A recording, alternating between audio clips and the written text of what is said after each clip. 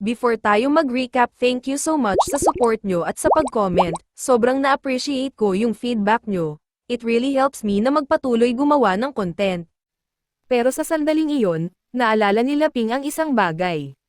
Sinabi niya kay Elizabeth na subukan ang century egg at lean pork congee, nakakabawas ito ng init at nagpapalamig ng katawan.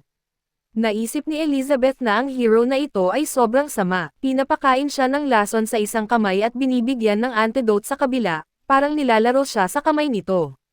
Sa isip niya, wala na siyang kawala, ang kakaibang pakiramdam na ito ay masyadong nakakailang. Kinuha ni Elizabeth ang kutsara at kumain ng lugaw. Sa sandaling nasa bibig na niya ito, ang isip niya ay tila naglakbay sa langit, isang pakiramdam ng kapayapaan. Sobrang komportable si Elizabeth, ang paghahangad ng dominasyon sa mundo, ang laban sa pagitan ng Demon Queen at ng hero, lahat ng gulo na ito ay hindi na mahalaga sa kanya. Binitawan niya ang lahat, namuhay ng malaya. Pero dahil dito, nadiskubre ni Elizabeth kung gaano siya kaliit at walang halaga. Nagpatuloy si Elizabeth sa kanyang pag-breakthrough, at ngayon siya ay isang 3-star Demon Queen na. Nakakagulat kay Elizabeth na sa pamamagitan lamang ng pagkain, siya ay napasok sa isang bagong realm. Dahil sa epekto ng dalawang magkaibang stimuli, ang kapangyarihan niya ay muling lumakas. Tinanong ni Elizabeth si Laping na huwag nang magpanggap. Sinabi niya, ano ba talaga ang gusto mo? Si Laping ay ngumiti ng bahagya, habang siya ay tahimik na kinilabutan. Sinabi niya na gusto lang niyang pag-aralan kung paano maaaring mag-coexist ang isang Demon Queen at isang hero. Na-interview si Elizabeth dahil naisip niya na sinasabi ni Laping sa kanya na sa mundong ito, si Elizabeth lang ang karapat-dapat na maging subject ng kanyang research bilang isang hero. Tila iniimbitahan siya ni Laping na hayaan itong tulungan siya na maging mas malakas, at pagkatapos ay talunin siya. Tinanong siya ni Laping kung okay lang iyon. Dagdag pa niya, magpapatuloy rin siyang gumawa ng masasarap na pagkain para ihain sa kanya.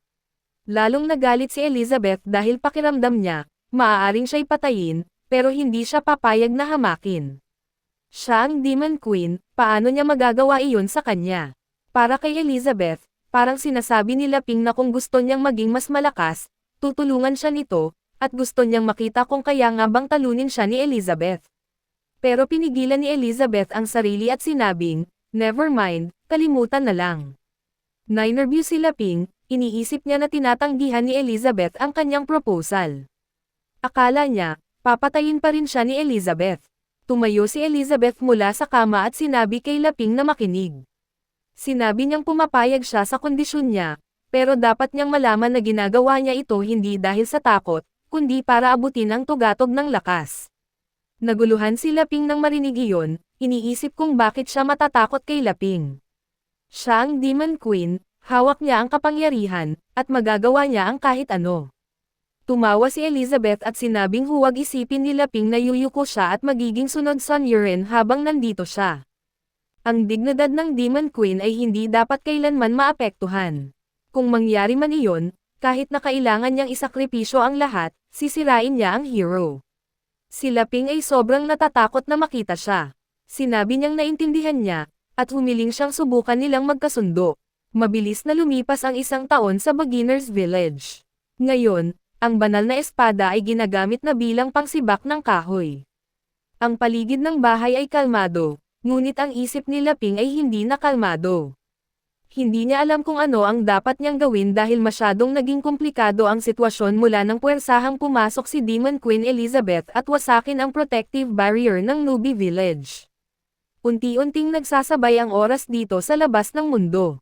Hindi ang synchronization ang isyu, kundi ang nakapipinsalang nangyari ay dahil sa pagkawala ng proteksyon ng barrier, na ang Nubie Village ay nawalan ng kakayahang magtago at lubos na na-expose sa kagubatan. Ang mga halimaw na lumalapit sa paligid ay hindi basta-basta. May mga higanteng dragon, fire phoenix, at marami pang iba na naglalakad-lakad sa lupa. Pero alam ni Laping na hindi niya kayang harapin ang alinman sa mga ito. Mayroon siyang banal na espada, pero ginagamit lang ito para magsibak ng kahoy. Dahil sa presensya ng Demon Queen dito, hindi nagtatangkang lumapit ang mga halimaw. Naisip ni Laping, nangangahulugan ba ito na kapag umalis na si Demon Queen, mamamatay na siya. Biglang narinig niya ang boses ni Elizabeth mula sa loob ng bahay, nagtatanong kung bakit hindi pa tapos ang tanghalian. Naging nervyoso si Laping nang marinig ang boses. Tuwing sinasagot niya ito, sinasabi niyang darating na siya. Kaya ngayon, alam ni Laping na kailangan niyang humingi ng proteksyon kay Elizabeth kung nais niyang mabuhay sa mundong ito. Si Demon Queen ay nanunood ng drama mula sa Human World sa telebisyon. Pinapanood niya ang mga drama buong araw at kumakain ng potato chips habang nakahiga sa komportableng sofa. Yung payat at hot na si Elizabeth ay naging isang fatty drama addict na. Nagreklamo pa siya na pagod na siya sa panonood ng mga recordings ni Laping. Tinanong niya ito kung hindi ba siya makakuha ng bagong impormasyon mula sa system niya. Pumasok si Laping sa silid habang may hawak na bowl na puno ng pagkain. Sinabi niya kay Elizabeth na matagal nang nawala ang system, kaya imposible iyon. Hinikayat niya si Elizabeth na pumasok na dahil handa na ang tanghalian. Umupo si Elizabeth at sinabi kay Laping na bigyan siya ng sandali. Gumalaw siya ng daliri sa hangin at gumamit ng magic spell. 2 pakpak ang lumitaw sa kanyang likod, pero sobrang liit ng mga ito. Kung ikukumpara sa dati niyang itsura bilang isang wastong Demon Queen, unti-unting lumipad si Elizabeth gamit ang mga pakpak niya patungo sa kusina. Tinanong ni Elizabeth si Laping kung anong klaseng lason ang nasa mga chips na kinakain niya, dahil pakiramdam niya ay habang kumakain siya, lalo siyang tinatamad. Nagalit si Elizabeth, iniisip na ginagamit ni Laping ang anyo ng masasarap na pagkain para paralisahin siya gamit ang mga slow-acting poisons, na sinusubukang dalhin siya sa kabuuang pagkawasak. Sobrang delusional ito. Sinabi ni Laping na ang mga chips na ito ay mataas sa calories, kapag kumain ka ng marami, madali itong makapag-ipon ng taba at natural na tumataba ang mga tao. Nagulat si Elizabeth nang marinig ang salitang, taba, pero nang tumingin siya sa katawan niya, talagang nag-ipon siya ng sobrang taba. Sinubukan niyang hawakan ang kanyang tiyan, pero sobrang lambot at malambot nito. Umikot si Elizabeth ng daliri at ginamit ang kanyang deep sea magic sa sarili.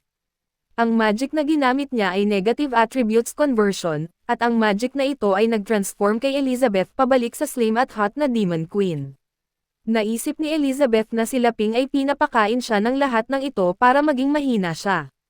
Humingi siya ng tawad sa kanya dahil lahat ng taba na naipon sa katawan niya ay na-convert na sa magic power. Sa kabilang banda, si Laping, na inosente, ay namangha nang makita na magagamit ang magic sa ganitong paraan. Tumawa si Elizabeth dahil nasira na naman ang isa sa mga trick ni Laping. Tinanong niya kung ano ang nararamdaman nito, at si Laping ay nahulog sa tawanan at sumang-ayon sa lahat ng sinabi niya. Sinabi niyang tama ang lahat ng sinasabi ni Elizabeth at hinikayat siyang kumain. Nabasa ang bibig ni Elizabeth nang makita ang pagkain na nakalagay sa harap niya. Sinabi niya na ang tanghalian ngayon ay talagang swak sa kanyang panlasa.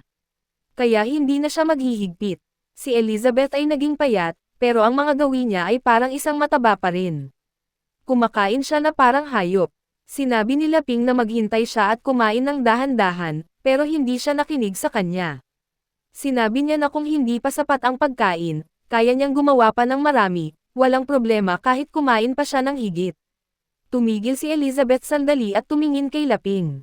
Naisip niya, ano ang ibig sabihin ni Laping, na si Elizabeth ay masyadong mahina pa rin. Dapat siyang magpataba bago siya patayin. Lalo pang nagalit si Elizabeth nang isipin ang lahat ng sinabi ni Laping.